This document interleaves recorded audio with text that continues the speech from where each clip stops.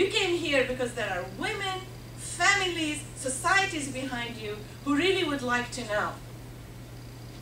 And some of them do not have the possibility of knowing except through you. So not only are you going to be freed by knowing about Islam here, this summer program, but hopefully you'll take that freedom and the responsibility it entails, take it back to your own society, to your families, to your friends, to other women, and try and help them reach that state of liberty and development and authenticity that Islam always intended for us to have. And that's why you're a point of light. You'll go home and you will shine. Not upon yourself, look how wonderful I am, but upon others who really need your service. I don't know how long I'm supposed to speak, but I do want to tell you something about the program, and then you can ask questions if you like. Is that okay, Liz? Yes, we have. Yes. We have? Yes. Okay, you can stop me anytime. Okay. Well, you'll see a 5-minute marker. All right. Part of the issue, first of all, is that you need to understand what we think honestly and truly Islam says. Now, there will be different points of view around the world, and that's the beauty of Islam, is that there is a freedom of ijtihad or interpretation.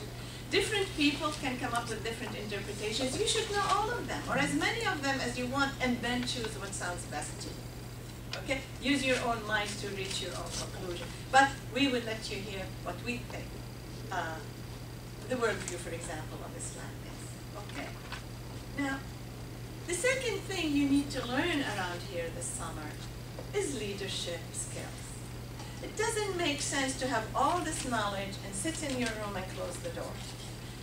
If you're going to change society, if you're going to be an agent of change, this is not going to happen haphazardly. Just like your coming here was not accidental. You had to fight for it one way or the other. And so in order to be able to lead, you have to develop your skills. You have to lead in ways that do not create ill will, that does not destabilize society, does not make people turn away from you. How do you lead properly? What are your strengths? What are your weaknesses? I think maybe that's Mais and Dean Davis have spoken about that.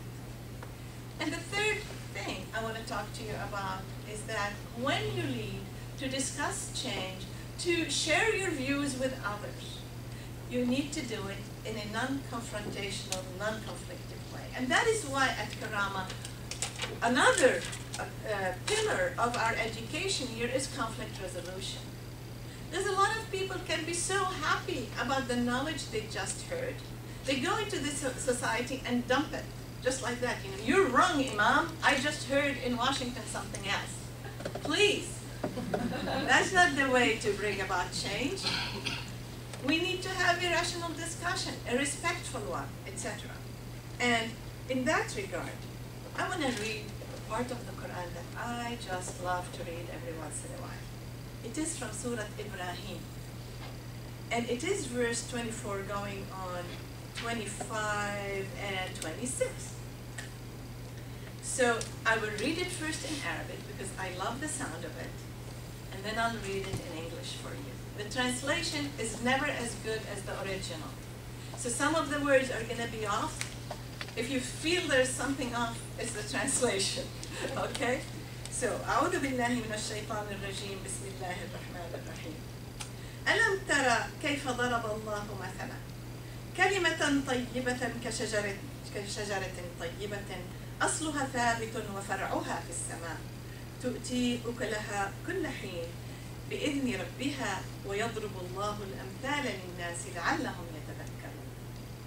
ومثل كلمة خبيثة كشجرة خبيثة اجتثت من فوق الأرض ما لها من قرار يثبت الله الذين آمنوا بالقول الثابت في الحياة الدنيا وفي الآخرة ويضل الله الظالمين ويفعل الله ما يشاء.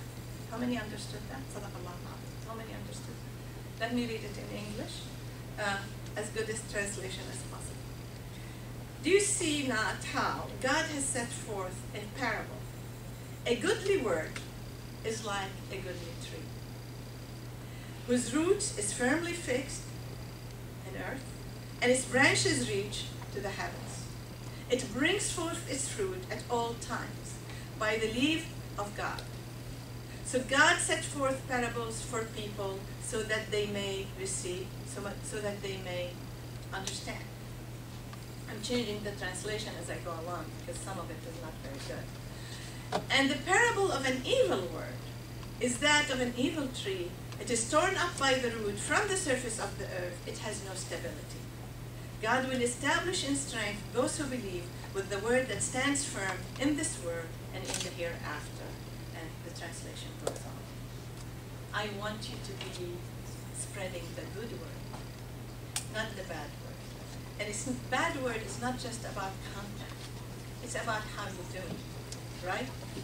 So it's very important to understand that the good word, whether it is with your sisters or whether it is with somebody you really don't like, who you think is totally wrong, Muslim or non-Muslim or whatever, don't spread the bad word or the evil word, spread the good word. And that's part of what we teach you when we teach you content resolution. So the whole summer program has been designed in such a way as to take into account not only the state of your knowledge and your concern about your religion, wanting to understand it better and more, but also how you interact with society. Once you are liberated by the understanding of your religion and how you do that in a way that is going to be for the good of the society, not for its detriment.